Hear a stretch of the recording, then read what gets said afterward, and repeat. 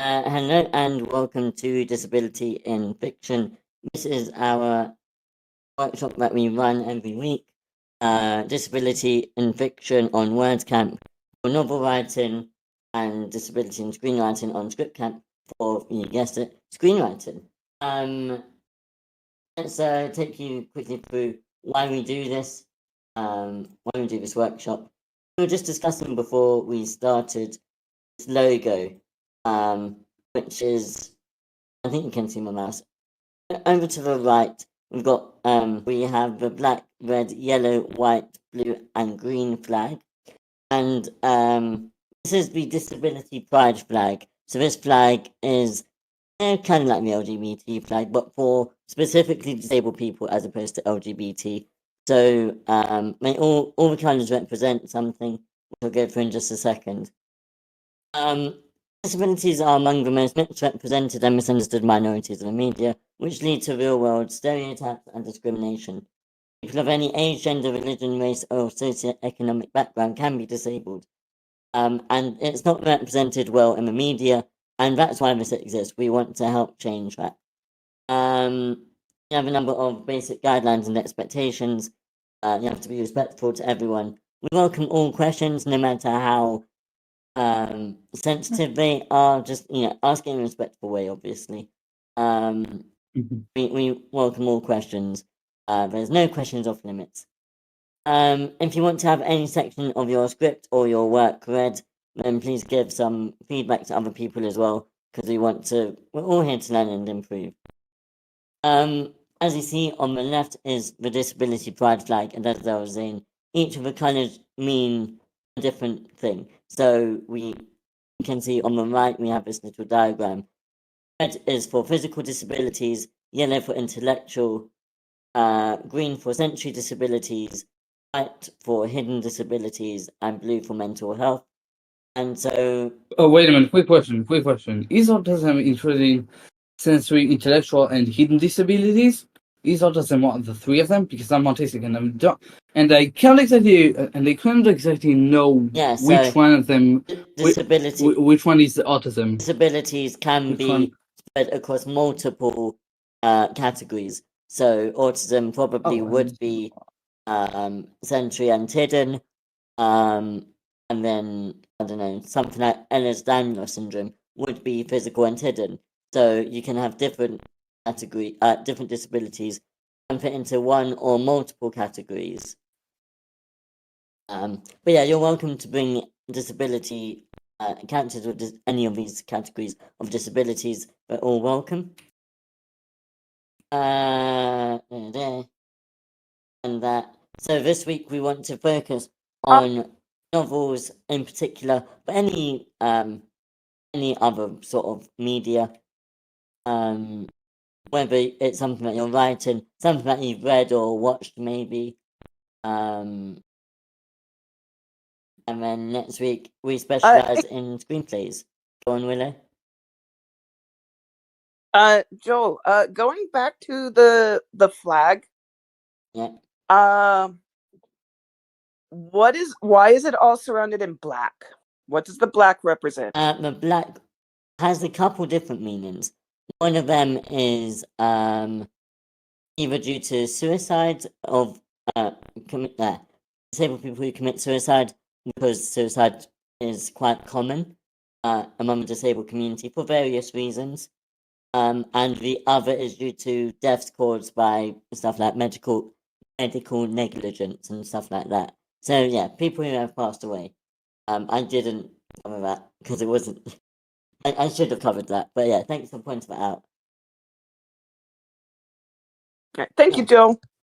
In both ScriptCamp and WordCamp, we have the Disability Feedback channel, which is a forum channel where you can post your work or feedback.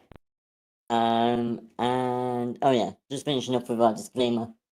This is a safe space for us to talk about all aspects of disability, which means that we are open to discussing sensitive and potentially triggering topics including mental health, addiction, trauma, and abuse. You're welcome to leave at any point if things get too heavy for you, because your mental health and emotional well-being always take priority over your attendance. Okay, with all that out of the way, Let's see if anyone has any questions or topics that they'd like to raise. I do. I already Yeah, do. go ahead. So basically, I thought as an autistic individual, as an autistic individual, I thought to myself, I thought to myself very heavy. Wait a minute, let me phrase my question. I have a filmmaking mentorship, and my filmmaking mentor suggested to make a film about my autism, about basically my autism, and describing it in some shape or form through a film. So basically, my idea with the film is to combine science fiction, time travel, and autism, all three of them, all stacked upon each other and combine it to merge into one general topic of the movie.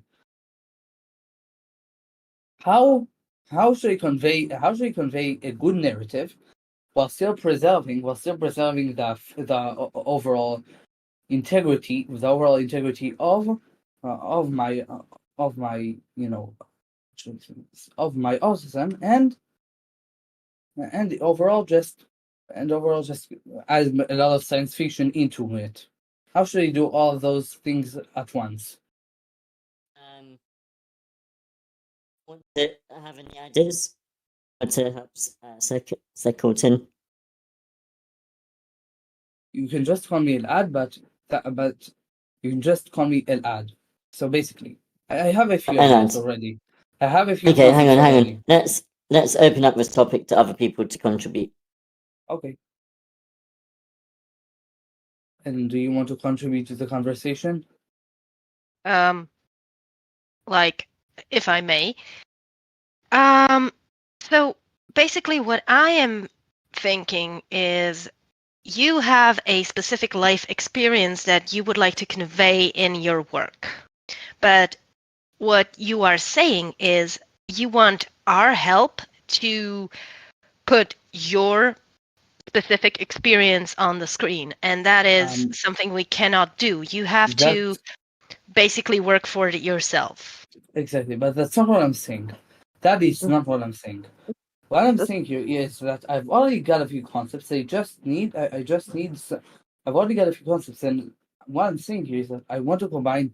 I don't want to only base my autism in the film that I'm going to create, based on my life experience with autism. I also want to combine science fiction and time travel with the autism, if it's possible. So when I start something, or the concept is good, but I think the first thing is to find the character, figure out your character, their name, their gender, figure out your entire character, and then that is going to show you what the next step is.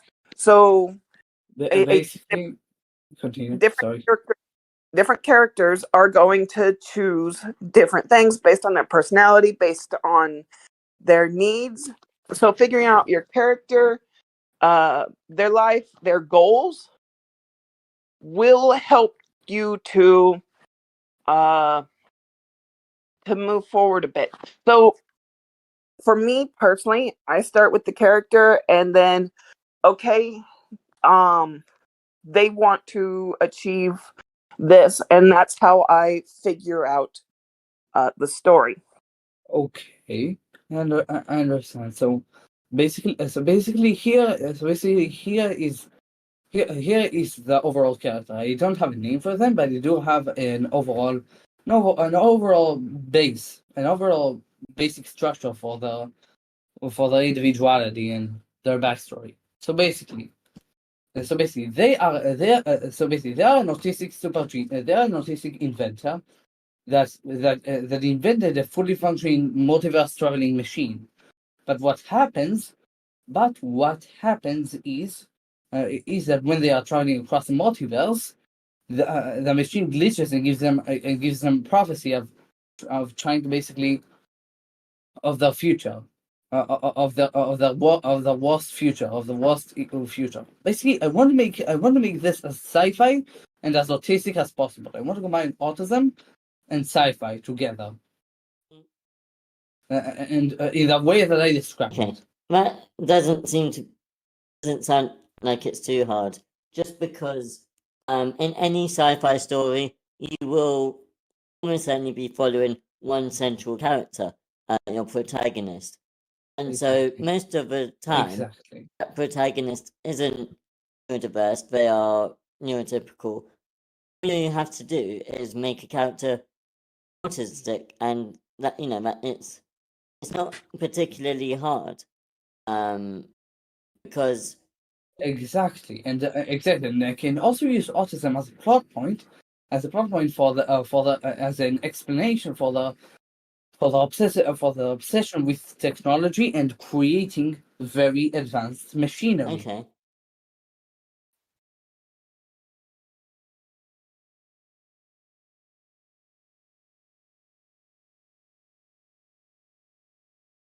Basically, the machine that they built. Basically, I want this story, this film to basically focus on the character, and their origin story. That's the feature. This film is the origin story. So what I'm saying, here is that they basically built a multiverse traveling machine. That machine, they basically invented the first multiverse traveling machine because of their obsession with technology and because they just want to. That led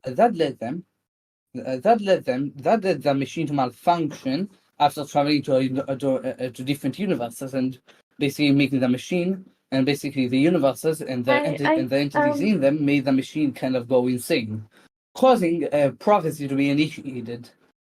And that prophecy makes autistic 14-year-old. I want to make him 14-year-old like me, to question himself and to question his motives. And that leads to the second arc. I didn't figure out the second arc, but I will.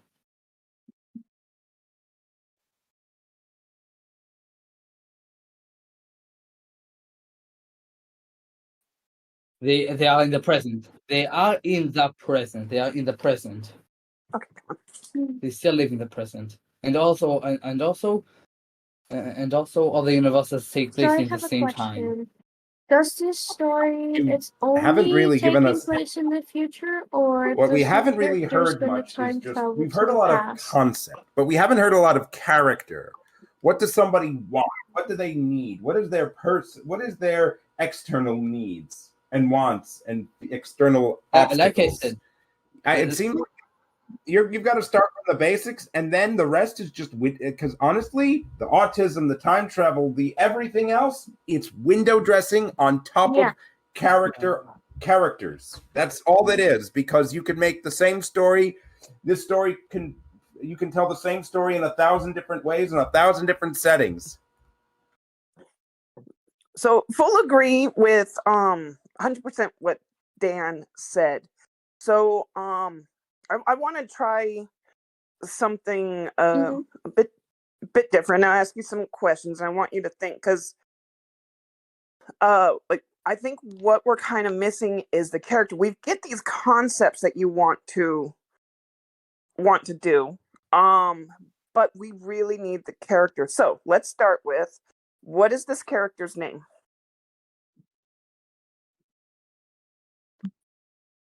You know what? I was just go by my name, Elad.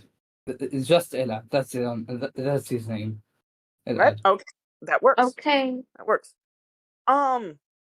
Okay. You said that But he loves technology, but he again, loves to invent, and he that does invents not answer my question. Do they travel multi to the future or the past? dimensional. Whether it's None of the maybe to the dimensionals. multiverse or not. Dimensions and multiverse and dimensions and universes are completely different things.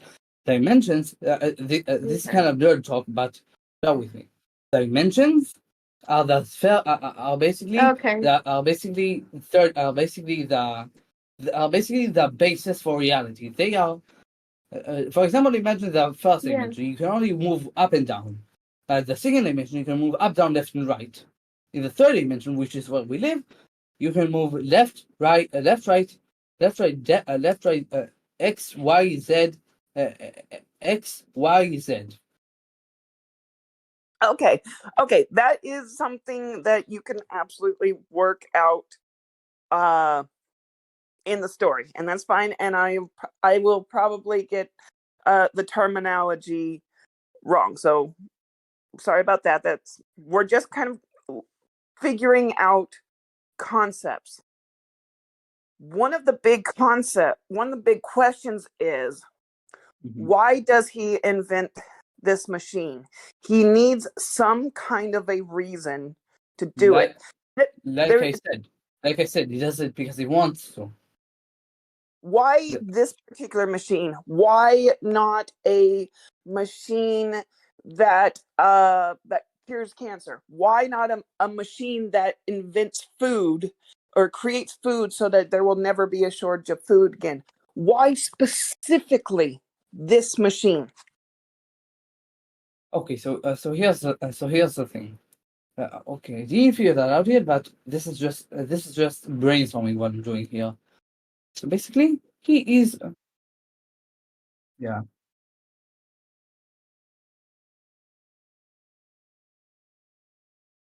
Exactly.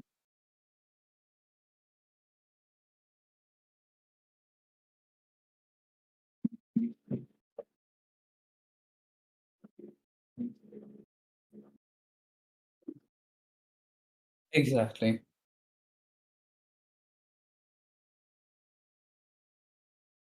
So basically, here's what they need. Here is what here's what here's what the written version of me Al-Ad needs. He is basically, how should I say this? He basically he basically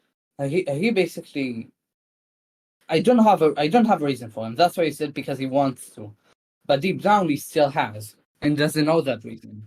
That Don't worry that would about lead. Hold on. That would lead to the second act of the movie, where he questions his morale and why he invented the machine.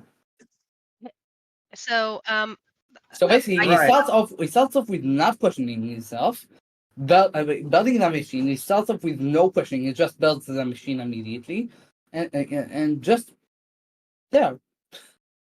So basically, you have a character that up until 10 minutes ago didn't have a name, and now we found out that he doesn't even have a motivation. Yeah. That is like the cornerstone of the character. He needs a motivation. You cannot write a story and then think about the motivation. You have to have the motivation Well, first, yeah, because we're that is helping what you drives the story. understand the basic of character building, because the characters are the one There is who the do there's the story. want So versus even though need you have like a narrative. concept There is of your the movie or your trilogy getting out of a or bad situation whatever narrative. project you're But working on, you every still single need one of these to have narratives the are characters, informed because by the the characters are the motivation one who of are the going to protagonist. drive Absolutely. the story forward. So Okay. they need a motive, they need a reason, they need like Okay, so there how must be about this? things How that they about want, this? they we need, go and they lack. that way. Because this will take you a while, I don't think you're going to be able to answer all the questions we have for you. So if I were you, I think I'd write it down or make a note. I think the things that you're going to want to figure out quite early on before we move on is your character's motivation, as was said. What is it that drives the story? What is it that the character wants? I love that you're hang on. I love that you've got a character who has created something. I love that your character is disabled and you figured out their disability. But what this story needs more is to understand why your character has made this machine, what they intend to do with it, and I think you said that it's faulty, and so how does that fault affect them? What was their plan, and how has their plan been forced to change? So Okay, so here's here's basically so basically here so basically here's the motivation. Here's his motivation for here's what candy brainstorming his motivation. So he is getting bullied in school because of his autism. He doesn't know why, he doesn't know when, but he gets bullied in school because of his autism. But here's the thing. His mind. He has another disorder other than autism. That disorder basically makes him forget things fast. You can also have Including physical, and makes him forget that he even weakness, has same as PTSD. moral or mental weaknesses. Basically erasing memories of him and his bullying and not his bullying and him getting bullied. So basically he builds the machine, forgets that he even forgets about the midway through building the machine, forgets that he even built the machine because he wants to escape the current universe that he's in, and guess what happens? The machine malfunctions and returns him to the original universe, giving him prophecy, and that's it.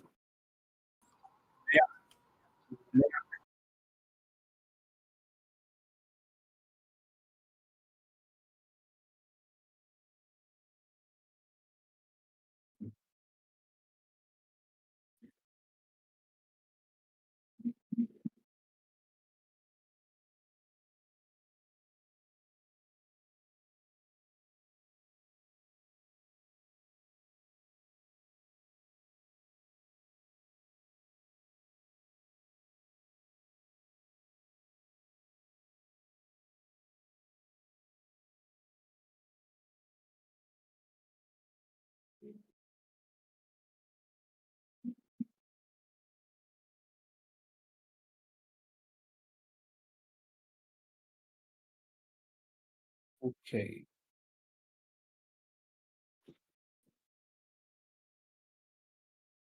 Understandable. Also, quick warning: I'm not getting bullied. Listen. Also, a quick warning: I'm not getting bullied in school.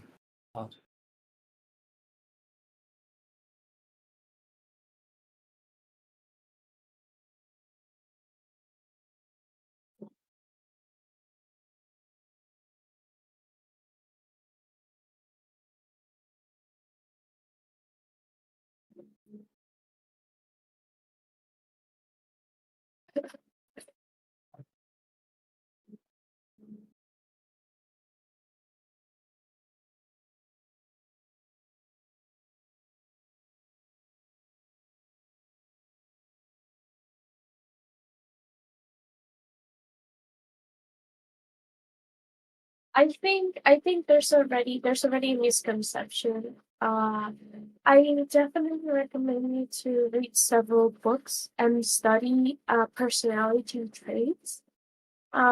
Because I can see that you're going down the path that because of a traumatic experience, something as heavy as PTSD will happen to the character, and that is it's okay. We all been through that, but it's up to you to you're young still. Of course, there's a lot of things that you don't know yet. So I definitely recommend to try to watch a couple videos, read a couple books. If you can ask help from your parents, you can also pay for different story courses Can or I get in? building Can I story just- building courses that can help you figure out how to build a certain character. I think I basically. If you want to self-insert yourself into your story, you know that what? is perfectly. You know what? Here's That can also happen. One okay, second, Dan, hold talk, on. speak. Cyclozone, hold on. I'm If you want to have a tell you that self-insert that this is sounds completely like, and I valid, said in text, this it's is you not a are bad in the thing. early It can stages of still what end up is in a great going to be story, a but we definitely recommend decades-long to journey when it comes to do writing. So investigation it sounds like you're and trying research to get about through, and I characters. know the There's a way lot of I know people because that on I've been YouTube this that way. do Where it's character like I just analysis want to get that can everything right also so I can help get it you out there. But build this, a you're character going to chart find that and you'll be writing the story, rewriting the story, basically going spreadsheet through that can help you going through figure leaps out and how the bounds, character just is going to changing be from everything. the first Your act, first second act, draft will be act different and from third your third act, which is draft. the Your first character's draft journey. will not. If this gets to And screen, it'll look yeah, and 10,000. then It'll look maybe way different another than the first time, draft like ever did. once you So have something give yourself figured out some about your time. characters, once you have a lane in Yeah, it of how sounds like you're a characters little are going nervous to about be this. I and can what they're promise going you to that do, while we are you bombarded, can this come does sound back like a and bombardment. like ask We are them not. more We do not want to. questions We don't want to or scare you off. have I know, people Believe me, I'm not I do basically not. scared. analyze I'm characters not because scared. I can tell This that is right not now the barbarian. character is very I'm half-baked. kind of beginning this stuff with you It's guys, still so a yeah, it's concept kind of rather a than benefit something for that me. is already established. So I would So, just say let's learning let's about characters' sit on the idea. facts sheets, Not that's learning not about sit on the character idea, traits, but personality we should traits, move on to other physical things. traits, You should physical look at outlining, weaknesses, figuring out what your character etc. wants, It can help you what's going to build stop the him. character first, so Right, then you jot can down every ask other thought that comes people to your for head and feedback. something else, and you'll have more to work with. It just sounds like you had a cool idea in your head, and you're like, "Ooh, I gotta share this with the world," which we all feel. I get it, but you Understandable. ruminate on it. I understood.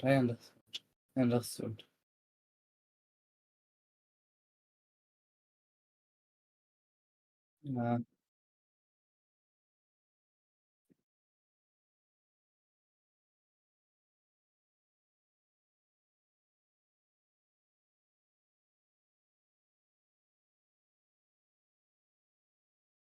I already know the basic script format. I already know that.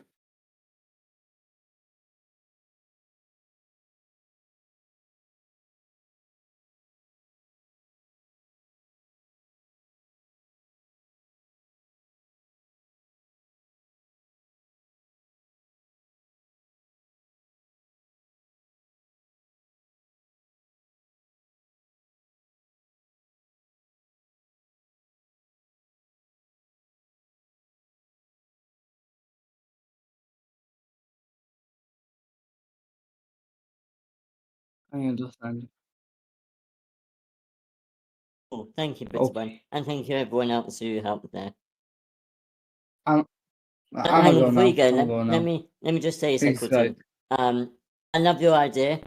Take a really big think over the next week about what you want your character to look like. And next week, hopefully, we'll see you in script camp. I want you to tell us about your character, and we'll try and help you some more. Yeah, thank you. Okay. Thank you very much. Understandable. See you guys. Before you go, Thank you guys. Thank you guys and see you guys. well, before you leave, one more I want to say. If you need to leave, then We don't fine. feel like that, Absolutely leave. But I would recommend you stay. Giving help to other people, like the rest of us are going to be talking about our stuff and about other things. Giving feedback to the rest of us can actually help I you as definitely well. agree with Dan in everything. It's kind of a Studying give and just take, the and basic script writing actually is very format much can a help you a communal lot. thing. We can't really do it And like alone I've in been our own heads. So yeah. No, I would I mean recommend, because if you are I've been in able your and shoes not too available, long ago. I to also stay, started into script writing, and help I other didn't know how people, powerful and outlines in that were. helping others, Like you which learn is yourself. the basic of the basic idea of your story, and that can help you TLDR a version of that lot reading is into writing. just Thanks, Willow. setting down the Yeah. base. So if you absolutely have to go, then your story. I actually, It's building a story is Yeah, like building a absolutely. See you house. next You week. need to have Yeah, a guys. base so then you can have a all strong right. Let's open up the floor base to again build to your house in. So any other yeah. topics. Definitely give yourself some time to figure everything out. I feel like thank you everyone for contributing there. I feel like we got a lot of comments, a lot of things that I actually feel like we could go through, even without him. I love how this community is so gates wide open. Yeah, it's I think that he did ask. Some people felt like he asked, how do I write the story? Which obviously we can't write it for him. I think that even when those sorts of questions are asked, you can answer in a way that can say, what we said. We could say, okay, this is what you should do. You should create this character better. You need to think about these aspects. So even though the question wasn't the best question, we can still answer it in a way. If that makes sense.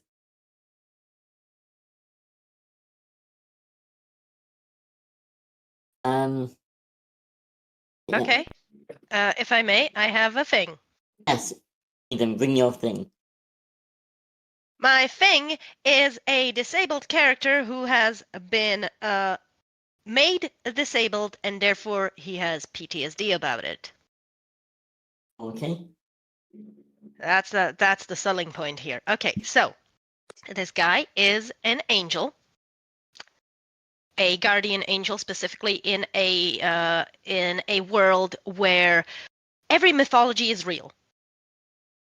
What, Israel? And every mythology is real. And basically, the bigger mythologies are still retaining their powers, and they have no, not Percy Jackson, and they have like these abilities to influence people and that kind of thing. And the gods that are all but forgotten have to get day jobs. And the inciting incident is Michael, the archangel, goes cuckoo for Cocoa Puffs and wants to take over the world and be the only religion that exists and rule all the world, because the belief of people in these respective religions is what gives them power. And he wants to crown himself the god of Christianity. That is beside the point. My point is there is a guardian angel clique. The guardian angels are basically the lowest of low in the angel hierarchy. There is a whole hierarchy. I won't bore you with that one. And since there are too little of them, they don't guard specific one person, but they guard like communities. So there is one for, like, I don't know, suburbs. Full of school children having people, and this one or two angel is looking out for those, like that kind of deal. And this guy is had an opposing view, expressed himself that he doesn't like the way that Michael is running things, and the punishment that he got was he got his disability, which is he's been muted permanently. I have to polish out the details on how that happened, but I may go the route of magic and that's it. And also he had his wings ripped off. And I mean the feathers, not the physical wings like torn off of his person, but just the feathers. And also there's a thing that the feathers don't regenerate because they function as a currency of sorts. Okay. That sound good? Yeah, so I'm a little bit confused. So your protagonist is who? No, this is not the protagonist. He's a side character, but he is going to help the protagonists, plural, because they are the gods that have the day jobs, and they are basically uprising against the crazy angels because, and that's another plot point, they are stealing halfling god children to experiment on them, and the guys have not yet found out why, how, and what they are doing. Oh, okay. Now I'm even more confused. Okay. Good. It sounds like you've got multiple layers, to say the least. So, recapping, because I'm really confused. Your protagonist is doing what? The protagonists are trying to find out where the angels are, where they are keeping the children. Possibly, first order of business is free the kids. Second order of business, take Michael down. And in the middle of things, we know that capital G God is somehow gone, or perhaps never existed in the first place. And they need to figure out how to reinstall someone who's not going to be a total D word. Okay. So, the god is missing.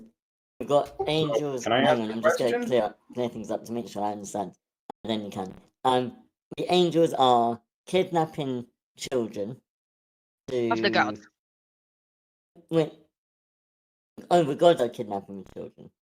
No. Children of the gods. The angels are kidnapping Oh. children of the gods because the children Okay, have not intrinsic humans. powers inherently. That makes sense. Okay. So that why would they just steal humans? Okay. And they're conducting experiments on these children, but the protagonists don't yet know what kind of experiments or why. Okay. And the protagonists are gods or they are humans?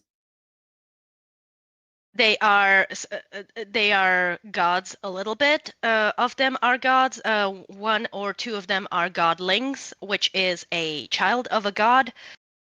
No, Okay. actually, there's a whole nomenclature associated with this. A godling is a child of two gods, and a demigod is a god is a child of a god and a mortal.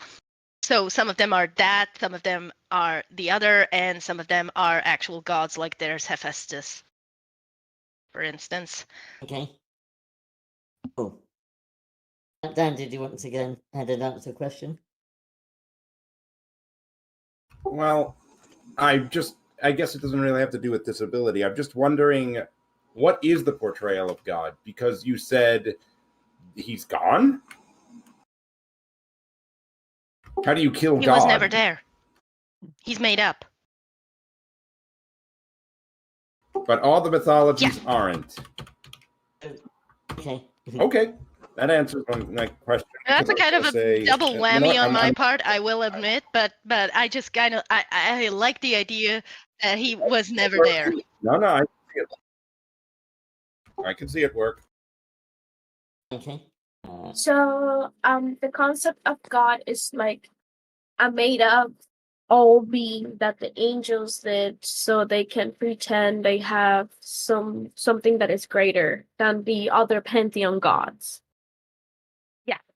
Precisely, exactly. Basically, the angels are a pantheon in and of themselves, and they wanted, actually, the archangels, the main four, wanted something to be, just like you said, bigger than all the other pantheons, so they made up God as this all-encompassing force, and basically the scapegoat guy, like, if you have to do something that is morally not okay, all you have to do is say, God told me so, and therefore it's not wrong, Okay.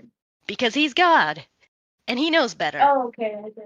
I see this play out, but in more simple concepts on other media, and I think it's great that this is the like the center story, right? Because I see it played out in like sub stories or secondary stories, but not in the main story as it is. So I think this is a very interesting concept. But I will repeat what I said in the chat. With a disabled character, off with the wings, and don't give it back, because that's the issue that all the rest of the media has when they give the wings back. That's what I was thinking. would Like he recommend learns to- to live his life without his voice and without his wings, and he discovers that he has something else to him, and he doesn't need his voice or his wings.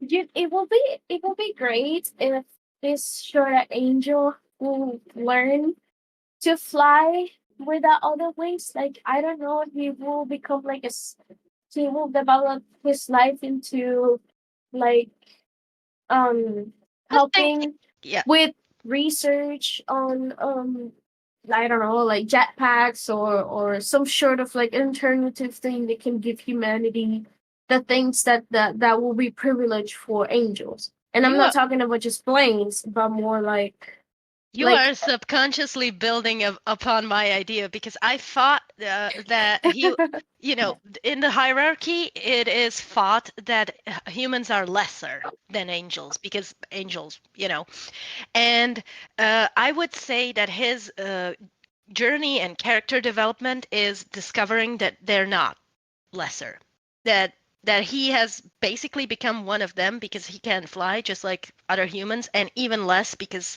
he can't speak. So he'll have to learn sign language. And you know what? That jetpack thing, I am putting that idea in my back pocket. I'm going to build up on that. Yeah, because like if you think about it, okay, you have somebody who is bitter against angels. You have somebody who is anger, and like a way of coming back at to angels. It wouldn't be just so this wouldn't solve magically the problem of the disability. And that is one thing that we can cross off the list. So it will be something that he will be working on to help his disability as other people. For example, you can have people who use voice AI to speak while they are essentially mute for diseases or incidents or issues, whatever. The same way that you have these kind of like tables, the computer tables that they have, like a mini keyboard where people who are in a paraplegic state, they can still communicate with other people, and even though they're not capable of even doing sign language. So having a character who directly just spends his immortality, because I am going to assume they are immortal and they can live for hundreds of years. Having a character that on the background is just and I think it will be amazing for the readers to have these as an Easter egg.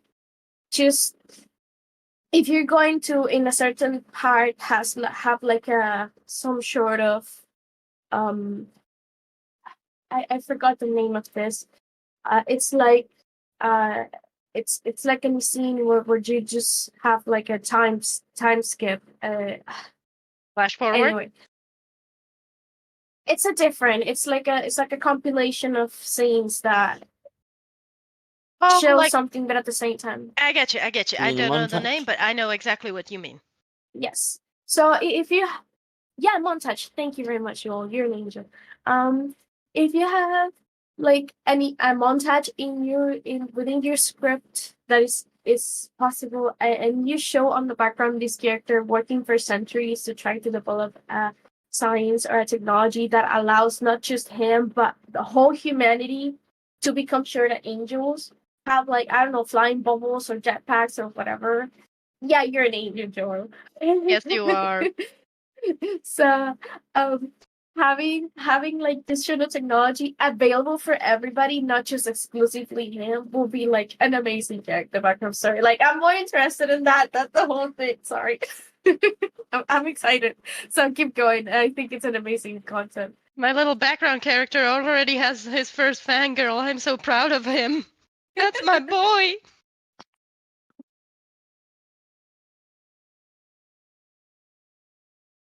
Yeah, and you asked about the immortality. There are two kinds. There's functional and there's actual immortality in this story. Functional immortality is ageless, but can be killed, and actual immortality is Deadpool, basically, for ease of explanation. TLDR, it cannot be undone.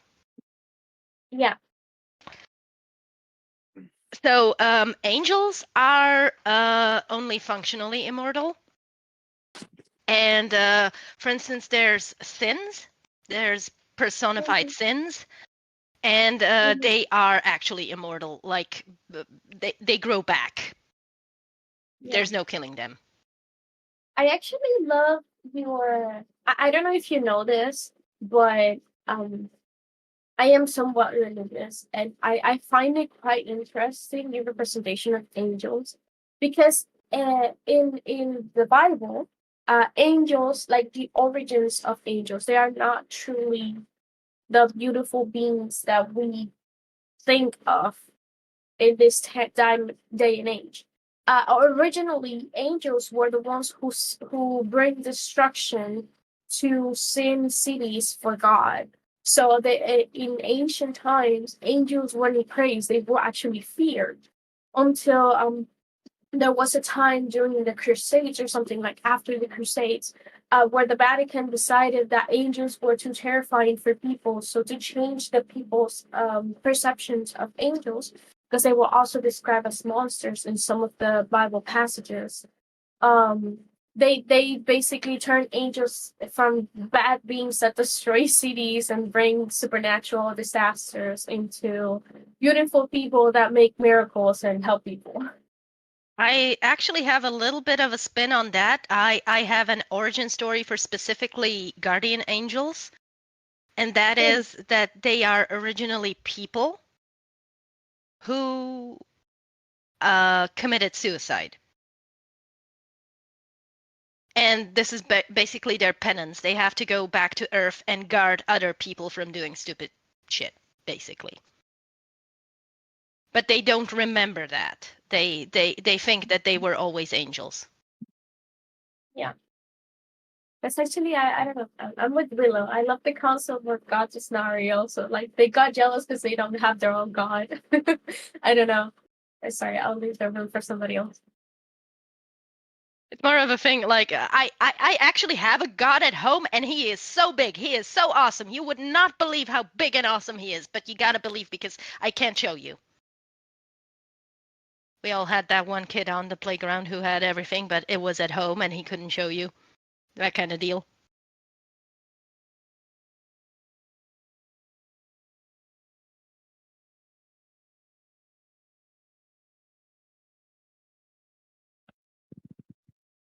Is everybody just quiet, or am I deaf? I went quiet. Does anyone else have feedback? Okay.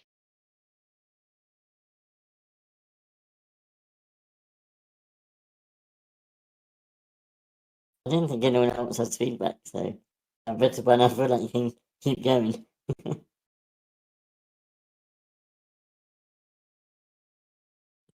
So basically, what I'm trying to do with this particular character is playing him off as he pretends to be laid back and not really think about the whole losing his wings and voice thing, and he just tries to hand wave it, but inside there's this rage, like how am I going to live? What am I going to do?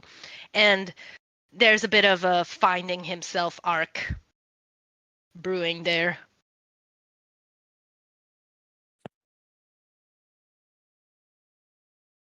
Not gonna lie, I've been fully entertained with the bitter bun / Eden story building conversation. It's been very fun to listen to. It has its own character arc. Oh. I am sorry. I tend to go beyond feedback, and I'm just like, I just go in and like start building your world with you, and I'm like, if I don't shut up, I will just take the entire hour with you. I just keep asking you questions and just like What you probably doing another after time this? if I see you in the writers' room, I'll probably join. Okay. It's a date. Oh. So I'm sorry that I came ship out it. wrong. I am getting married in October to the love of my life, but I'm kidding. I have a fiance, don't worry. But a little bit of like queerness But didn't hurt anyway, anybody. moving on. Hey, save it for tomorrow's group. I've become so Sorry, goddamn moving on, smooth ever sorry. since I've Let's move taken. on.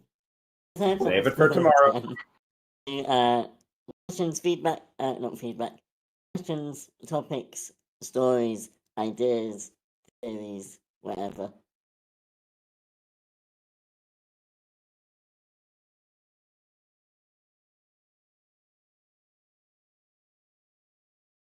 If no one has anything, we can get back to our script that we've been spending ages reading and somehow not finished it.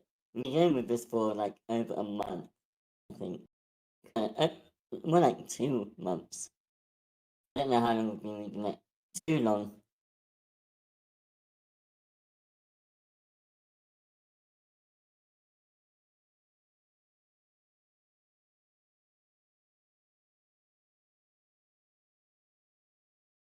Oh, I think we're all here. Somebody left?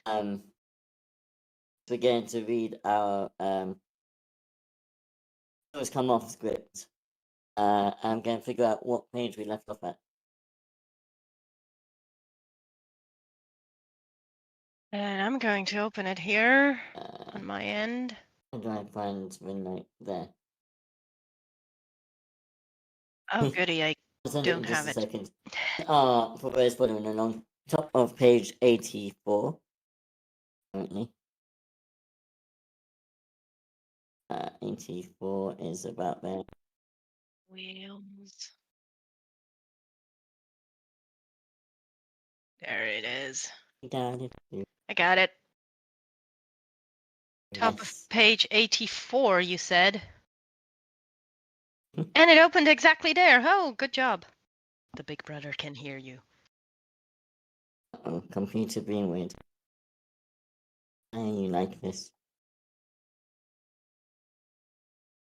Right, 84 is.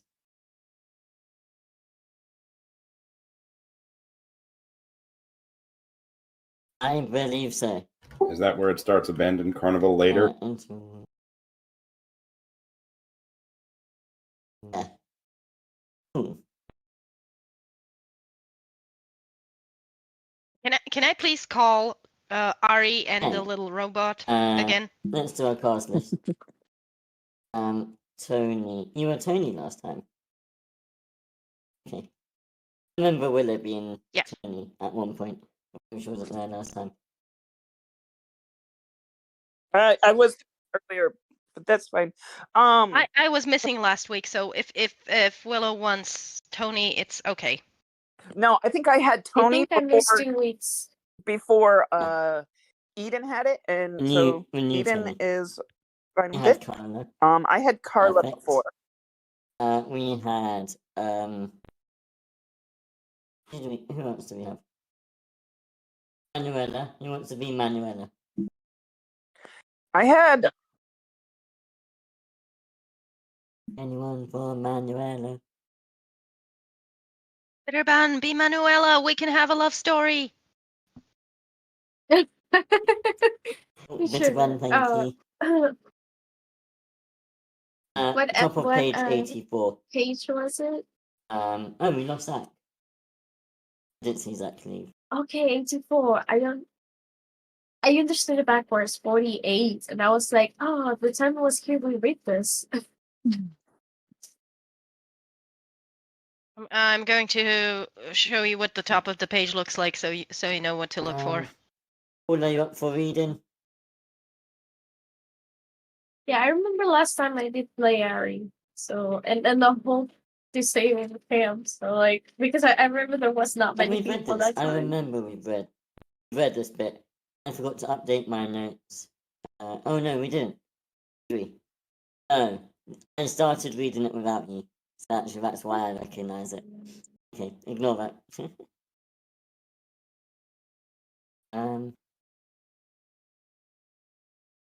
You know why? Dare It you was so cheat that on I us would have a with the cast script? list. What did I do? Oh, I read it without making a cast list. That's Joel. I literally Sounds like excuses. like sat up. I sat away from my friends so that I could read I it trusted you. without being distracted, and I forgot because that's the sort of person I am. I'm going to really quickly retrieve to the Okay. ladies' room, and I will be back fresh and ready. I would like to, I want to read, but I can't because I might have to go out at a moment's notice. This is why we haven't. How dare you have a life, Dan? You know what? This is why we haven't read for ages, because we keep not having enough people. This script has so many characters.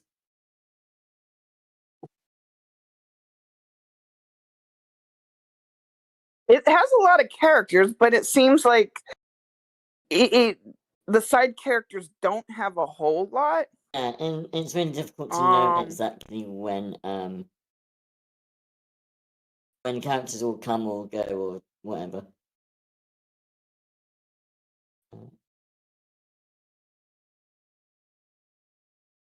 So before I was also I do, Andrew, but yeah. Carla and Andrew have That's a what I'm lot trying of to dialogue together. I could do Andrew if wait, you who are want you? to. You're Manuel. Yeah, that's correct. Okay. Andrew. I don't really have a problem reading extra characters. I think it's super fun.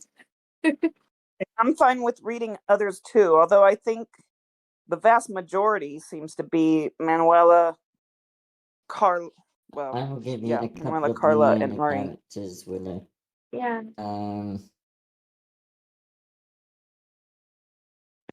Yeah. I mean, Willow, you have a great voice, so it's awesome to hear you, and your voice acting is really good.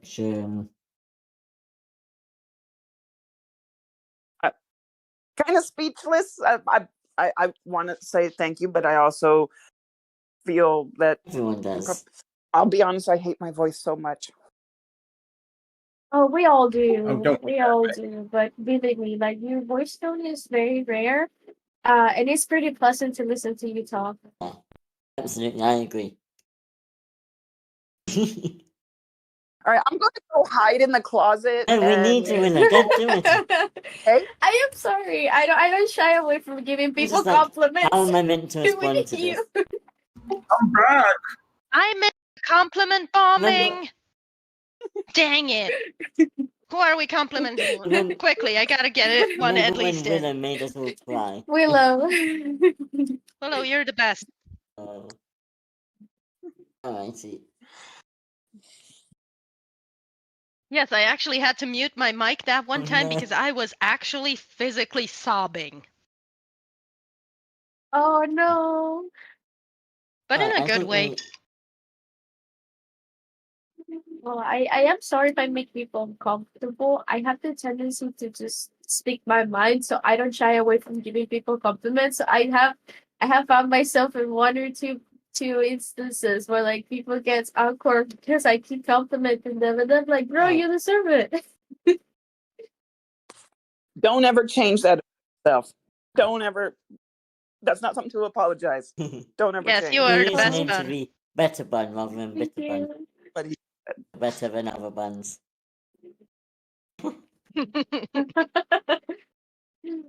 Yeah, I did this name out of wordplay, and I just find it hilarious because I do have people telling me that I am pretty nice, so it's like, hey, I want to put it like if I'm completely alright, opposite. Let's start. Page 84. Exterior abandoned carnival. Later, the group sits around the fire, eating and chatting. Manuela effortlessly participates in the conversation this time. Exterior abandoned carnival. Later, another dance party. They laugh around the fire with abandon. They push Carla's cart to help her dance too. Carla is placed in a sleeping bag, and the younger ones take turns riding the cart around the parking lot. Carla has never seen Manuela with people her age, or this carefree. It feels monumental. Carla laughs and takes in the sight of her enjoying herself, especially around Ari. At the weight of the world on her back, she covertly sheds a tear or two. She never admit to that, but crying. Exterior abandoned carnival night. Manuela, Ari, and Andrew sleep on the floor. Manuela faces Ari and quietly studies her sleeping face. Exterior carnival parking lot morning. Anna is already sitting in the cart. Everyone else is doing the last bit of packing up. Andrew hovers by the cart.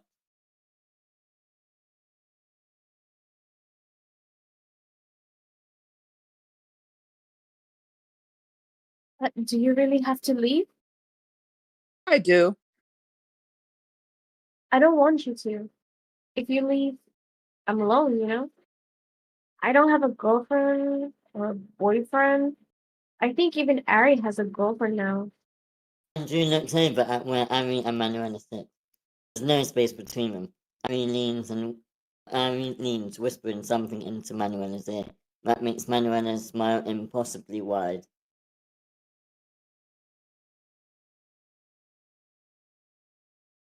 Who gives a fuck? I don't have one either. You're better off, trust me. All boyfriends do is have really attractive faces and say shit they don't mean, then leave you and his baby in the hospital because he couldn't possibly miss the skiing trip he had booked with his wife and kids, even though you just had to be resuscitated after going into cardiac arrest and became a paraplegic. Anyway, besides, you're not alone. You have your sister. She loves you a lot. But I don't have a friend. You're my friend. My best friend. And I pulls am. him in. Forcing I his am head your to rest on friend, her buddy. shoulder.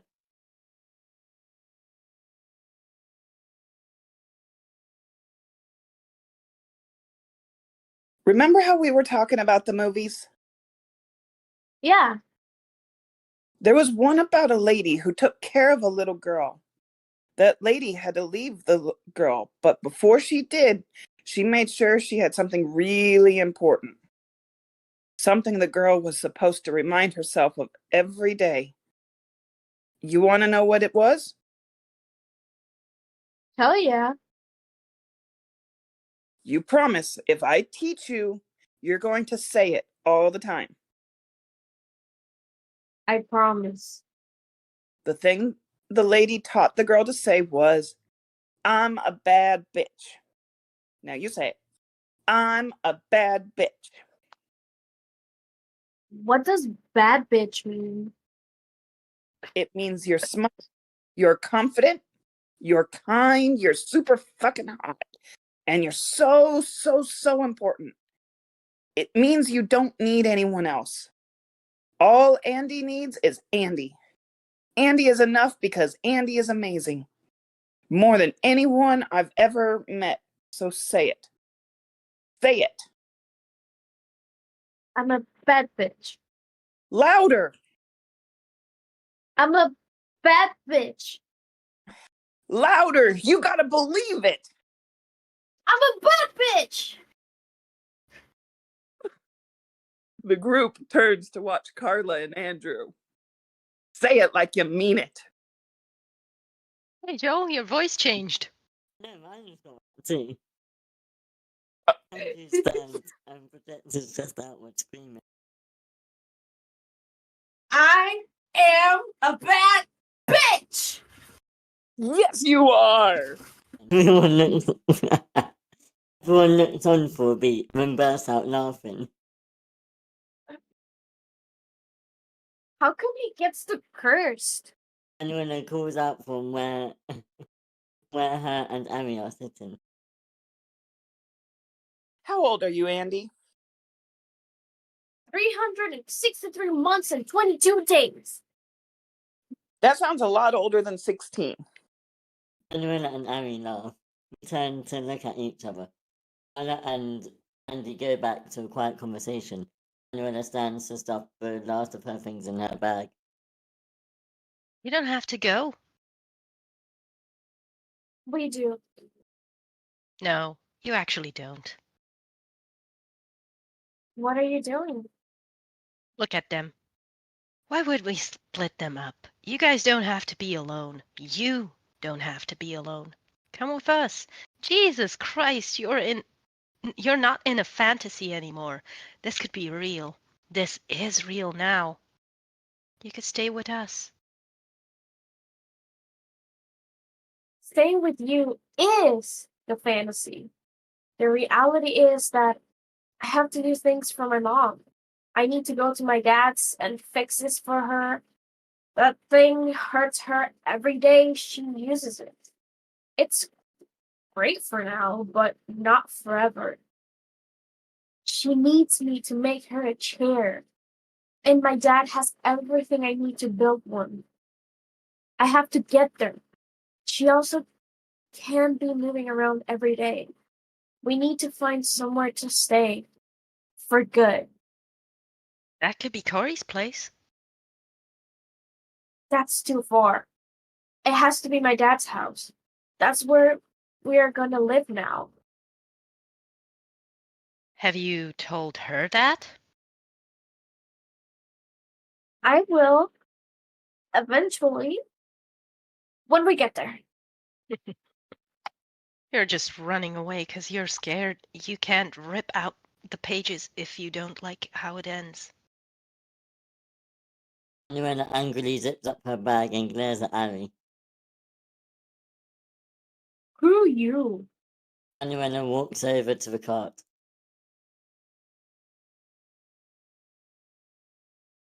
Andy, say goodbye. Thank you for helping me find my friends, Manuela. Andrew hugs Manuela. Of course. Andrew hugs Carla.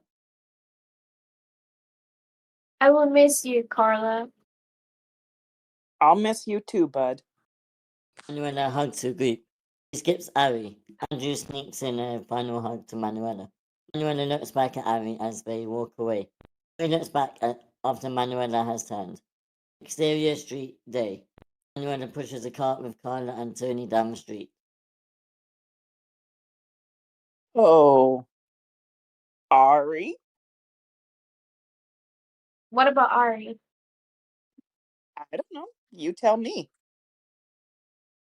No idea what you're talking about. You have no idea? Nope, not a clue. Okay. I guess we can pretend you didn't stop breathing since we met them. I've been breathing just fine. Do you remember Miss Laura, your kindergarten teacher? No. Well, every day you came home from school talking about Miss Laura, how pretty her green eyes were, how you were going to marry her. Every single day. Every day, Manny. Not only got more obvious from there. I'm sorry you never got to do all the normal teenager stuff. It's fine. Based on every book we've read, high school seems a lot more complicated and dramatic than I have the patience for. Oh, you would have been miserable. Truly sounds like my nightmare. Beat. You still should have talked to her.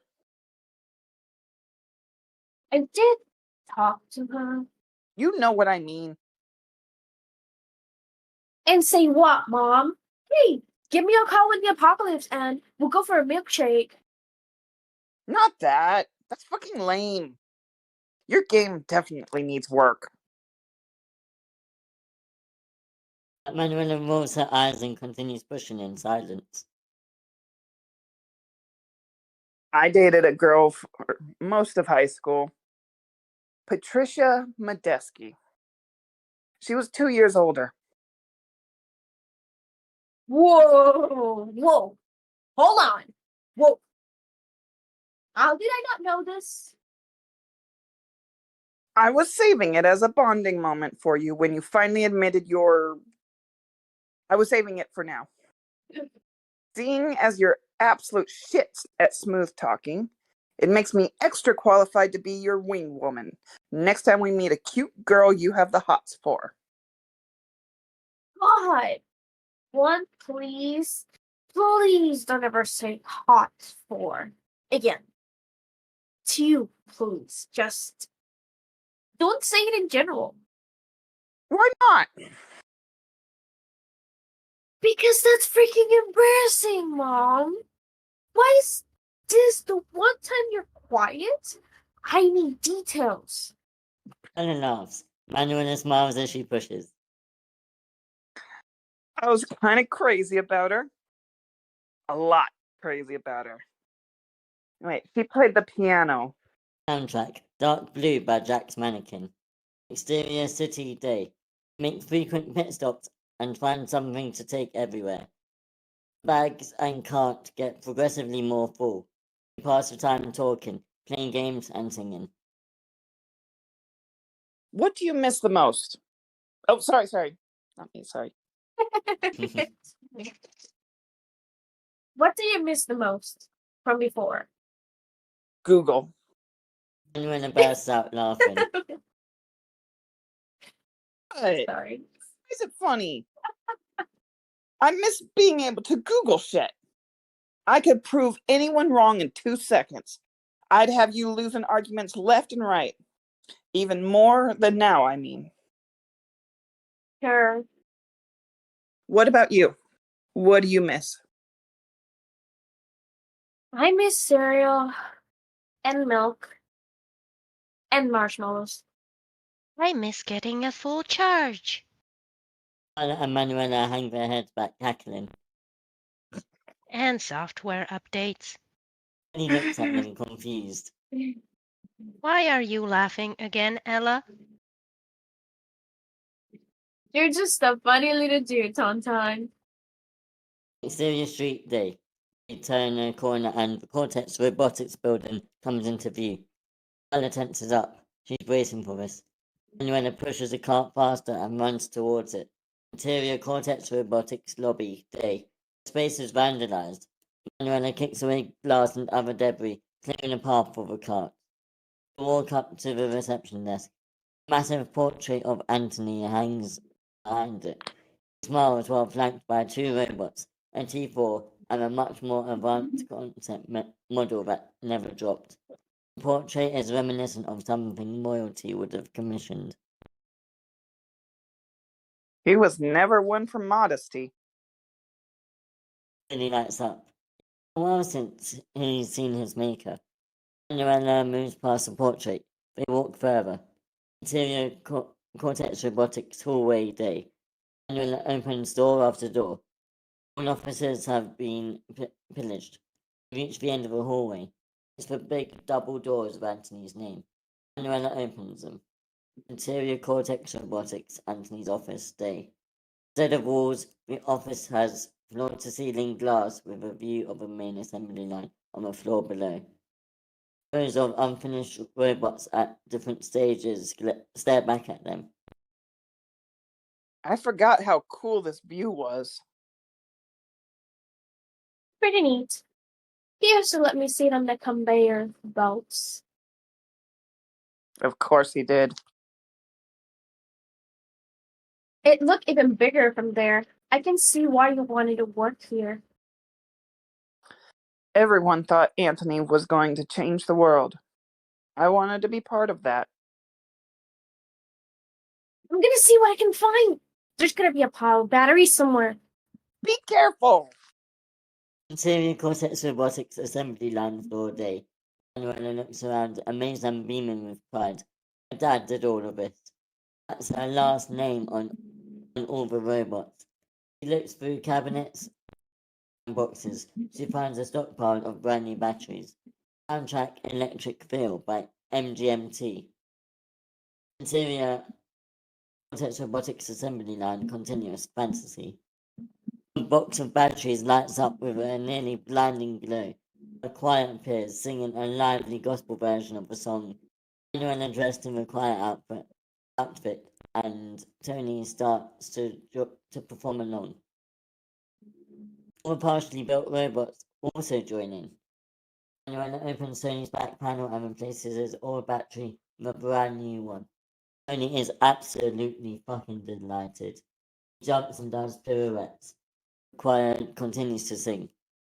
Interior Cortex Robotics, Anthony's office night. Ella and Manuela sleep on the floor. Tony quietly continues to do a happy dance a few feet away. He's the happiest guy. Interior Cortex Robotics, Anthony's office twilight. Manuela wakes and tiptoes to Anthony's office. He sits in his fancy desk chair and has a moment. He relishes it. Magic happened in this chair. She pulls out a notebook and writes. Angle.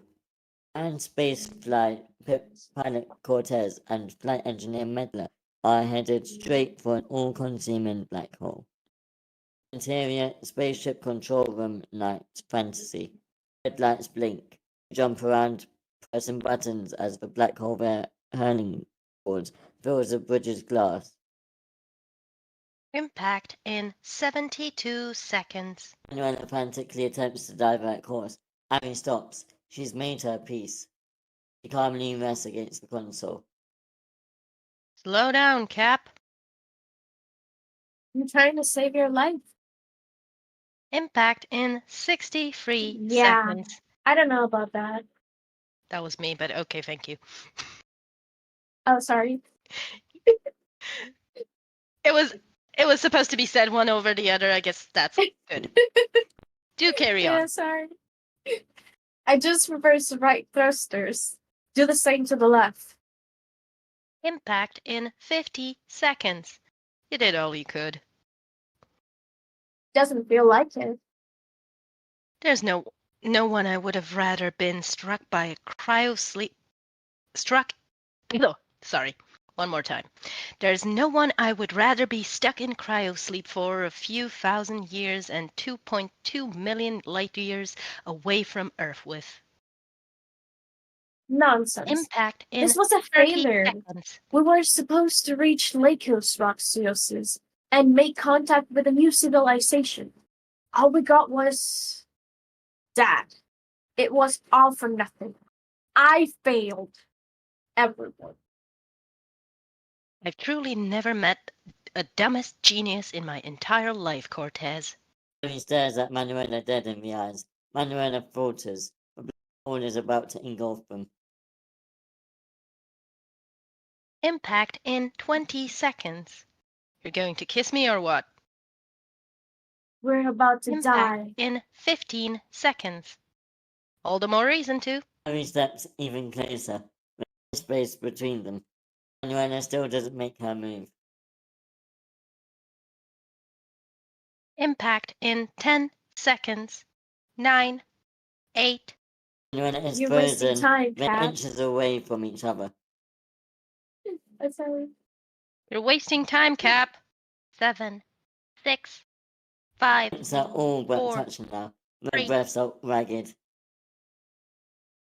2. Harry rolls her eyes and shakes her head.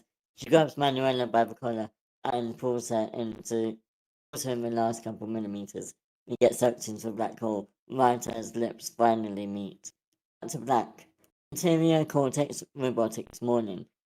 Manuela and Carla study the map while having some food. They look at the directions leading to their next stop, Dad's house. The second cart full of parts is side parallel to Carla's cart.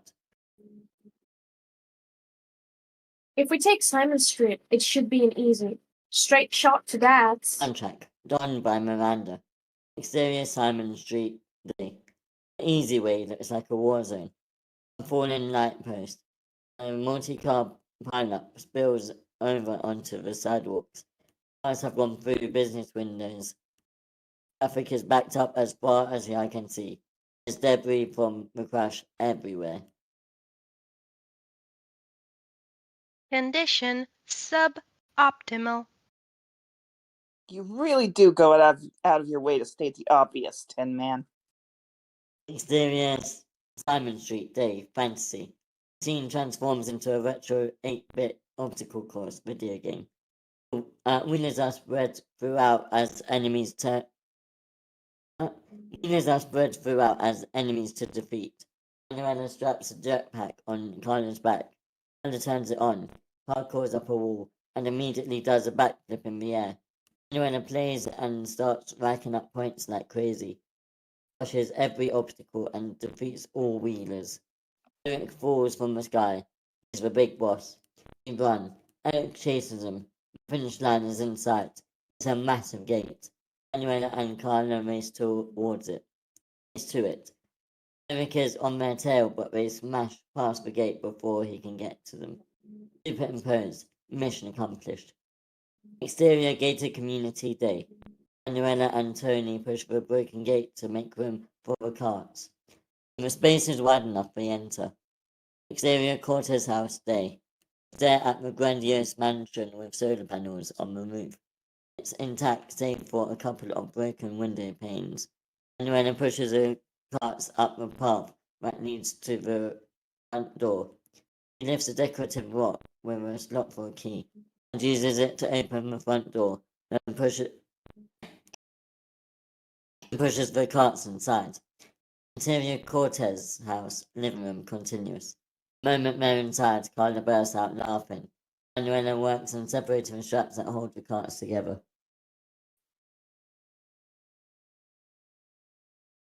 What? Why are you laughing? Brain. If they knew I was, Sorry. if they knew I was here, they would lose their fucking minds. What? Oh. Interior 1990s Mexican soap TV set day fantasy. Soapy 90s title sequence in Spanish with superimposed text. Televisio presenter logo. Off televisor network. Ana Inez and Anthony Cortez star in Fidelity Games, featuring Alonso Cortez as the wife, Ortiz as the wife, Anita Marisol and Miguel Cortez as the evil children. Special guest star Manuela Cortez as the banished child. Note, all dialogue. Does it actually say the banished child? Mine says the bastard child. Bastard child. Right, it is bastard. I'm sorry, I didn't mean to. Thanks for Sorry. correcting me, I would have been confused otherwise. Note, all dialogue in this scene is in Spanish. Anna and Anthony kissed passionately in Miss Cortez. Oh, there. Can't read. Wait. Cortez. There's a difference. Okay, I'm not mad. In his Cortex office. Door blows open. In walk Alonzo and the Cortez kids. They stop kissing and look shocked. His family looks appalled. Oh, we did cast. Oh, I wondered why there was silence. Okay, so should I do some English, Spanish, or what? No, do it in English, otherwise we'll be confused. We will give. Yes. I don't know any Spanish. Can I take Alonza? You can. Fine, I'll take Miguel. And then you get. I'll take Maite? Yeah. my taste. Sorry, I'm not never. allowed to pronounce it either. And one more reader, please. Kevin, you up for reading? I can do Marisol. Okay, cool. We'll do that then. It sounds so sweet when you say it. Jesus Christ. Thank you. His family looks appalled. What the hell? Father, we expect more from you. What will people think?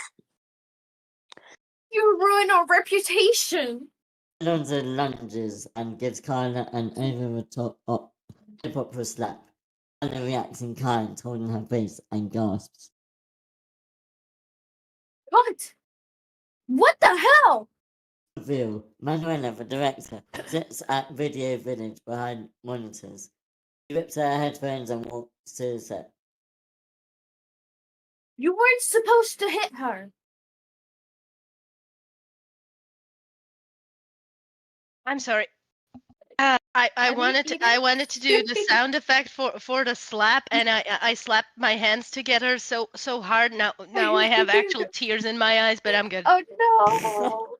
This was kissing my husband. It's not in the script. If it's not in there, it doesn't happen. Back to one. Was I good? You were great, ma. Keep doing exactly what you were doing. Love the shock on your face. But let's not overdo it. We do your close-up. Papi, I need you to dig deeper, okay? Act like you care about more than just sex with your hot intern, please. Your family just walked in on you. Life may or may not be falling apart here. I want to see that. Copy. Great Copy. adjustment. Thank you. Sorry. I could take it. You four, you're nailing the "we're terrible people" bit. Amazing work. It's like you're naturals. Whatever. Let's take it from the top, everyone. Crew readjusts the set. Alonzo receives as she talks with her kids. Manuela returns to Video Village. Everyone set? We're losing time and money here, people. Are we starting from the kiss? Yes, right from the top. Anthony and Carla reset. Anthony pins Carla against the desk. Carla wraps her hands behind his neck. They kiss again. Alonzo loses it and runs to Carla. Her kids follow. Anthony stands between them. Alonzo pulls Carla's hair and screams. Oh, hell no. Manuela runs in and pulls Alonzo's hair. Cortez's kids pull her hair. Crew jumps in. Man. As it's about to devolve into a brawl, freeze and cut. Interior, Cortez's house, living room, day. Manuela holds a portrait of Anthony with his family in one hand. In the other, she holds one of him with young Manuela, 5, that lives next to the family portrait. Manuela still chuckles in the background. It's not funny. It's a little funny. She'd really break out in full body hives if she knew I was inside her house. She would. This looks just like I remember. Let's see what else is here. Soundtrack, She's So Mean by Matchbox 20. Interior, Cortez house, kitchen. Continuous. Someone looked through cabinets, but didn't take much. There's still a decent amount of cans, even coffee. We rejoice. Interior, Cortez house, bedroom, day. Manuela enters one of her half-sister's bedrooms. Carla watches from the hallway. Most drawers are open, but the box doesn't look ransacked. It's like someone packed in a hurry. Manuela digs around drawers. She runs her hands over the dresser and unexpectedly swipes all the stuff that lived atop it to the floor. She turns to Carla and shrugs. Whoops. Whoops. Interior, Cortez house, bedroom 2, day. My sister also packed in her house. In a house? Haste. Manuela tears up the room. Interior, Cortez house, bedroom 3, day. My brother's bedroom suffers the same fate. Interior, Cortez house, master bedroom, day. Manuela is about to run inside, but Carla stops her. We have to sleep somewhere. True. Manuela wrecks her vanity. All done. Let's make food. Interior, Cortez house, garage, day. Manuela stares at a breaker box. She flips a switch from electric solar to solar. Let's flicker on. They laugh. We haven't had actual electricity in years. Interior, Cortez house, kitchen, afternoon. Carla and Manuela sit at the fancy dinner table with a decent amount of food. This hasn't happened in a while. Do you think he died? Or do you think he went with them? The question hits a sore spot. Carla tries to hide it. No idea. I think he did. Leave, I mean. Now that we're here, I think they just left. I think that's why he never came. I think we waited for no reason. I made you wait for no reason. Is that weird that I'm happy we probably chose them? You're a weird ass kid, so if I'm being honest, that's one of the least weirdo things you've ever said. Thanks, Mom. I think we did better by ourselves. I think so too. Eat in silence for a beat. Power means I can use this stuff to put the chair together. That'll make it so much faster. Soundtrack, Overdame by Motel. Interior, Olvídame. huh? Olvídame. I'm sorry. Overdame by Motel. Interior, You're doing Interior great. Cortez house, basement workshop, night. Manuela flips the lights on. There's tools, parts, and half robots neatly organized everywhere. She scans the room and notices the framed picture by the computer. It's a picture of younger Manuela, 7, and her dad working on a partially built Tony. She smiles but jumps back into work mode. Jumps what she grabbed at Cortex and the things she's collected along the way onto the work table and stares at them. She focuses on the random swivel caster wheels scattered throughout the pile. She has an idea. She grabs her backpack and digs through it to find the old pair of boots she'd thrown in there. She slams the boots down on the work table. Interior Cortez house, kitchen, night. She exits the basement, finding her hands. Excuse me, hiding her hands behind her back. It's all there. I'll get started on it tomorrow. But I have something. You know I fucking hate surprises. Manuela presents a new version of the skates they used to move Manuela around the old apartment. She built these using the caster wheels and the boots. Carla smiles. Interior Cortez house, hallway, night. Carla's arms are wrapped around Manuela's neck as they run around the house, testing the new skates. Interior Cortez house, master bedroom, night. Carla and Manuela hold each other in bed. They sleep soundly for the first time in recent memory.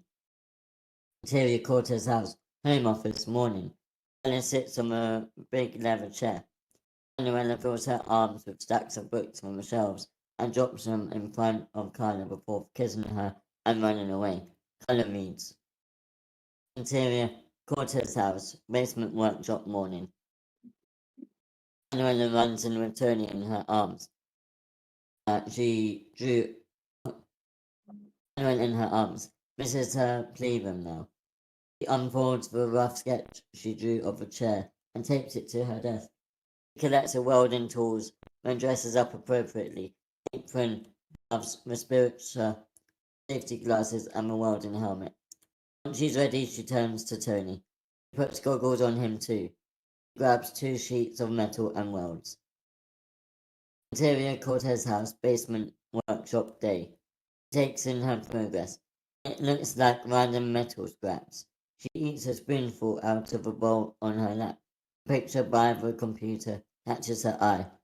It's Tony on the work table.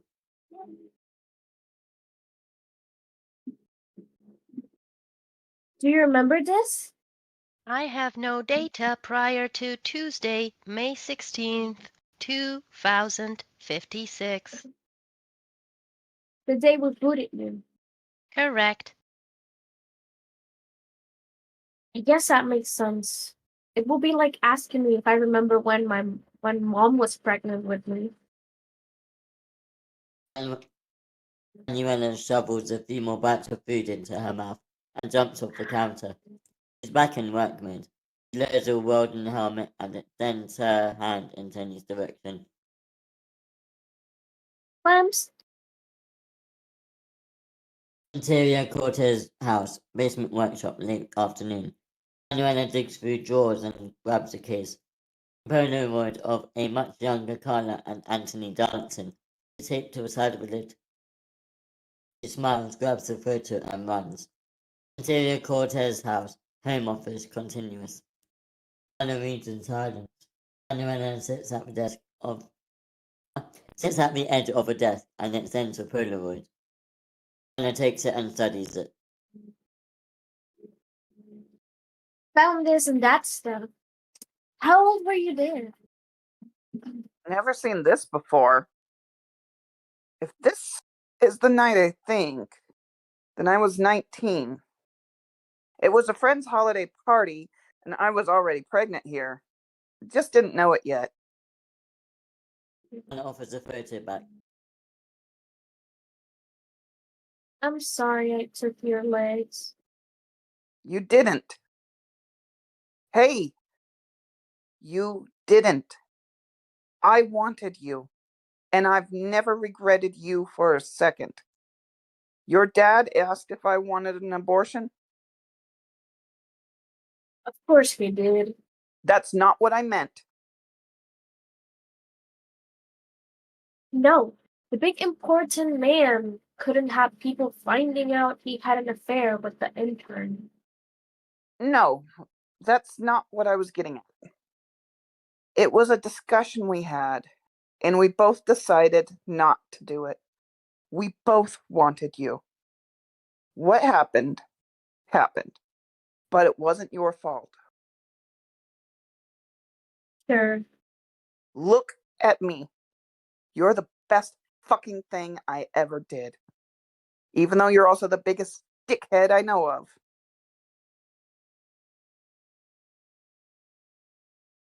What you are is, sorry, I'm the thing that stole your ability to dance and walk and live and be normal 20-year-old. That's what I am. What you are is the person that's kept me alive for the last 8 fucked up years. Literally and figuratively. I should go work again. Do you need anything? Manny, Do you need anything? for you to understand what happened during that surgery was in no way for your doing. No one thinks they're walking into a routine C-section and will come out paralyzed. It's not even in the probability books. There's no way to plan for that. It was a freak situation. It wasn't your fault. Oh, sorry, my cat bite me. I'll be in the shop. Holler if you need me. Syria Cortez house, basement workshop continues. Manuela rests against the wall and stares at the work table. Anthony lovingly teaches Manuela 7 how to weld while they labor over a partially assembled Tony. Manuela rushes and whooshes the memory away with her hands. Father and her younger self dissolve into thin air. Manuela gets back to the chair. Tony moves closer to help.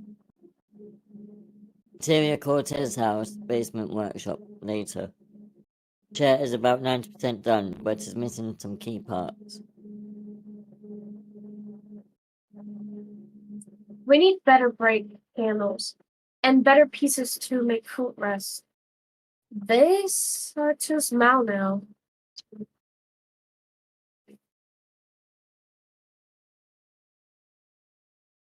Eden? Sorry, my mic was muted and sorry. I will add them to our list. A house on this block has to have something I can use. It's dumb to wait until tomorrow. Let's go. But Carla has made it clear Are you coming or are you staying? I will come with you, Ella. Move it out, then. Soundtrack Pills featuring Sarah with parishes. Interior Cortez McLaren. house. Clacton. I don't know why it's so tricky for me to say. Anyway, interior. If Sarah happens to be watching, I'm sorry. Interior Cortez house, master bedroom night. Manuela peeks inside the bedroom and finds Carla asleep. Interior abandoned mansions night. Manuela ransacks, stowing anything of utility in her bag. Manuela digs through all the containers in the garage. Manuela finds a perfect footrest. She smiles. She can at least get this chair done, things will feel better. Exterior street night. She stares at the sky. A peaceful beat. Engines rev. Behind. The cars ride by. She starts to head back, but a second wave of cars comes. Manuela I can't read. Manuela darts into an alley. When she peeks out, she sees Eric hanging out from one of the windows. Stay hidden until she's certain no more cars will come. Up soon. I'll read this last bit. Interior Cortez house. Basement workshop dawn. Manuela works through the night. She puts the finishing touches on the chair. It's finally done. She beams with pride. Sure, it's a Frankenstein version of a wheelchair. No, it's not necessarily pretty, but it's functional. That's what matters. Manuela and Tony high five. Alright, we are going to pause there. We are very near the end, thankfully. Yeah, we I all... always pictured Tony as some kind of Wally type of deal. I just the high five makes me think that maybe he's a lot bigger than I had in my head. I I think thought he it is a was like Wally. C3PO. No, he is a Wally because he fits into a pocket. Backpack, rather. Yeah, a she was backpack. carrying him in a backpack, right? Yeah.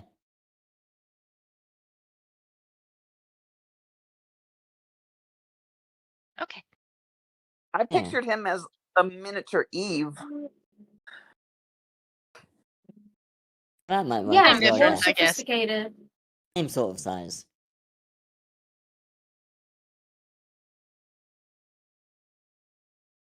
So I what like are people's the thoughts? Sorry, going. I was just asking, what So are the people's thoughts?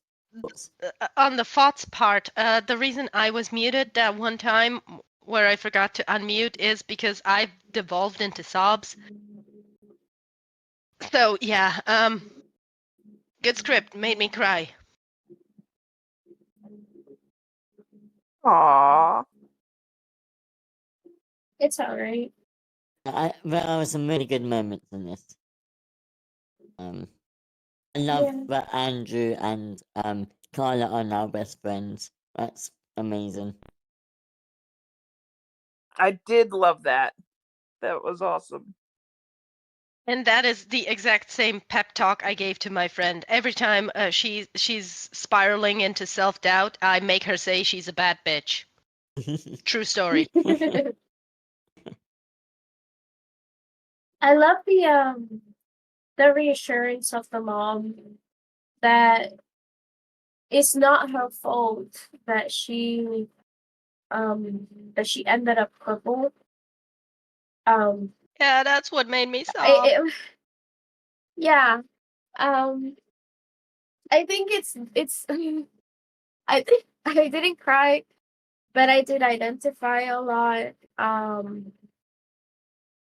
My grandpa also ended in a wheelchair because of different reasons, and my grandma like blamed herself mainly because of his eating habits, and he reassured her, at least before he lost his sense of self, because it wasn't a very old age though. That it was not her fault. She was the one asking for this type of like very damaging meals that ended in his state. So it's like he reassured my grandma a lot that it was not her fault. That it ended up like that because he was careless about his health. So I don't know, it's just yeah, it almost made me tear a little, but I just yeah. Someone else take the floor.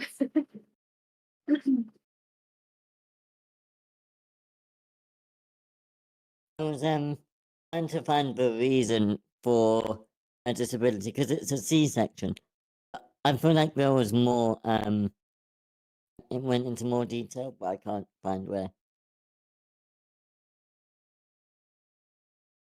This is something I also want to look into, and I am definitely going to ask my mom if you can end up paraplegic due to a C-section.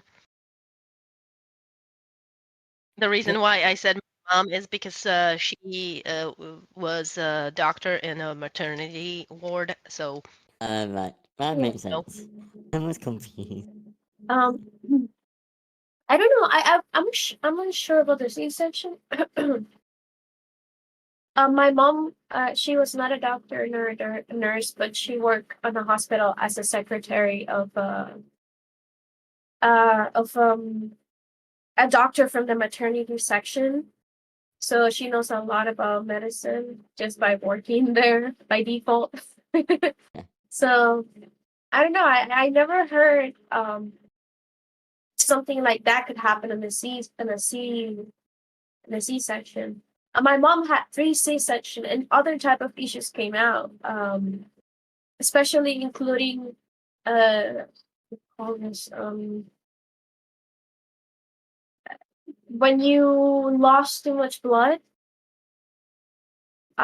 Or there can be issues where some malpractice, somebody accidentally cuts off your organs during the C-section, but I have never heard of that unprovability of somebody ending on a wheelchair because of that. So I also want to know if your mom tells you, Aiden.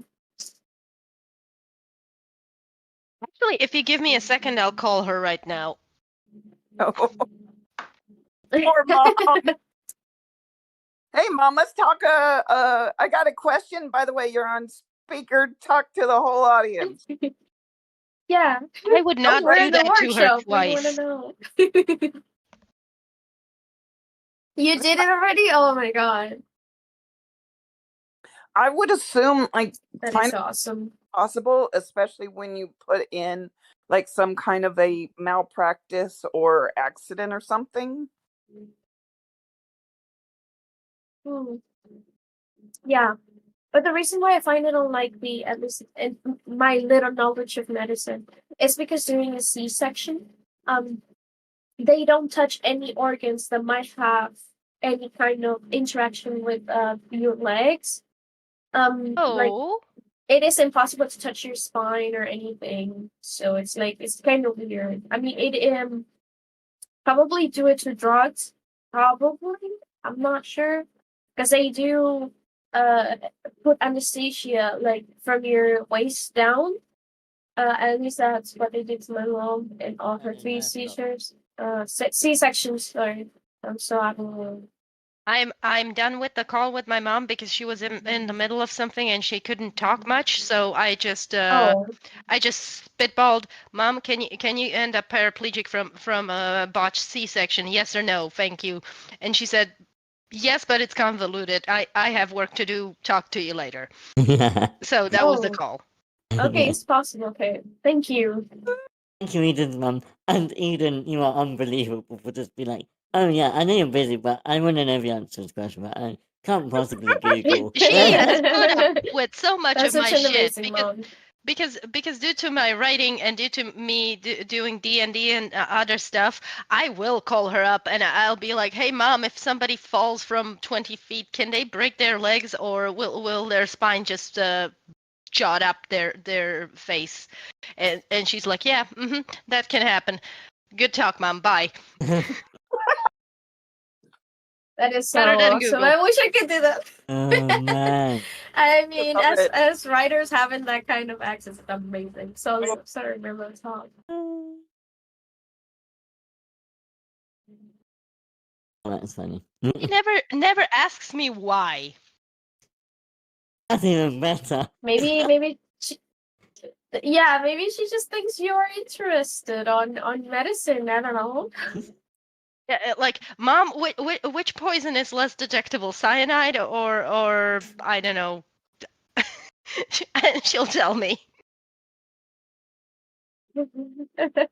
Strychnine was the other one. That's Strychnine is amazing. less detectable, but cyanide is easy to put in a coffee drinker's drink. My God, that's amazing. Okay, Eden. My life is, I'm not gonna. Well, remind I us was never to gonna meet. say, Eden, I don't want to meet you in person. Can you now. invite your mom over? You should like ask your mom if she wants to appear into one of these workshops and just debunk all the questions about medicines anyone can have. Unfortunately, my mother doesn't speak English. Oh. Oh. Okay. Actually, she refuses to. She can, but she won't. What language do you speak out of interest? Czech. Okay. If it was Spanish, Okay. then you and Bitterburn could have done that scene in Spanish. I mean, one of the Yeah. rest of us would have had to read it, but like if you both knew Spanish, I might be tempted. Just let you. Yeah, I'm native Spanish speaker, so if you need a translation, I'm here for it. I have a lot of Spanish I was speakers. trying to learn, but I never got further than Saverza e buena. It's too difficult. Don't waste your time. I know like Literally, 6 I words think in Spanish Spanish. is Chinese. No, Spanish is stupid easy for me. I just never got into it. I might put it on in Duolingo. I can speak free Slavic languages almost fluently. Spanish is small potatoes. If I recommend to learn Italian, Italian, Portuguese, Spanish, and I think Arabic.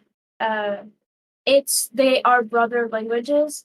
So if you learn Italian or Portuguese, they are way much easier languages, and once you learn one, it's very easy to pass from Italian to Spanish. Yeah. I can speak a little bit of French, Also so French, I yeah. can just make it less cursive and speak Spanish instead. One thing I that's think that it's just part of the vocabulary from French. one thing that's really helpful is being able to have somebody to actually talk to. Because if you don't use it, you lose it. Yeah. That is definitely true. And I tried making my mother That's- speak to my friends, the English speaking ones. And one time she was driving me and one of my friends from A to B. And I was like, Mom, please say something to this guy. Say something. Say anything. I beg you, just try because I know you can. And my mother paused, looked into the middle distance and said, I am special kind of stupid. And Your that was mom the is end of the awesome. conversation. Oh. That's better than Yeah. what I was thinking she might say. Turn to him and say, fuck you. Isn't that one of the first things you learn how to swear? It would be hilarious. Funnily enough, my mother knows the word subsidiary, but doesn't know the difference between the words tie and teeth. Oh. They sound the same to her. Oh, I relate. Oh, and she remembers the word peninsula because it sounds kind of like penis and it hangs off of a piece of land, so it makes sense. You have blown my mind. Well, now we know where Eden gets her sense of humor from. Right from the gutter, yes. That is the best thing I've heard in Brazil. I can't even say like today because you said so many amazing things. Oh, I love that. You guys. You're the best. You are amazing, Eden. And like, I'm getting the impression that your whole family is amazing. Well, my mother is a pathologist. My father is an undertaker. If nothing, they're entertaining. Oh, Oh. oh boy. If we ever have time, I will tell you the story of how they met because it is the most amazing love story you have ever heard, and it features a cadaver. I would love to hear that, but we are out of time today.